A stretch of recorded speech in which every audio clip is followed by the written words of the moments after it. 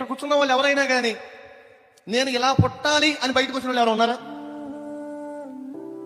ఎవరైనా నేను ఈ తల్లిదండ్రులకే పుట్టాలి అని నిర్ణయం తీసుకుని ఎవరి నిర్ణయం చాయిస్ ఉంది దీనిలో? ఇదంతా ఎవరి చాయిస్? తల్లి గర్భంలో ఉండగా నీకు ఏమేమో అవసరమో అవన్నీ నువ్వు అడిగితేనే దేవుడు నీకు ఇచ్చాడా? ఇవన్నీ నేను కలుగు చేసుకుంటే వచ్చినాయి కాదు. ఏ తల్లి తన బిడ్డని తన గర్భంలో తయారు చేసుకోగలదు? ఏ తల్లి తన గర్భంలో తన బిడ్డలకి అవయవ నిర్మాణం చేయగలదు?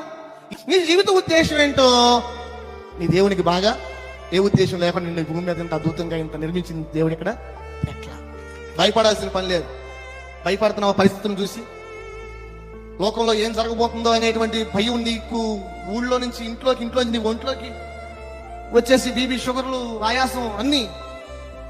భయం చెందక భక్తుడా, దిగులు చెందక భక్తుడా, నీకోసం ప్రాణం పెట్టిన యేసయ్య ఉన్నాడు. చప్పట్లు ప్రాణం పెట్టిన వాడు నీ కొరకు ఉన్నాడు. నీ కొరకు రక్తం కార్చిన వాడు ఉన్నాడు. ఆయన అప్పుడు ఎలాగున్నాడు, ఇప్పుడు అలాగే ఉన్నాడు.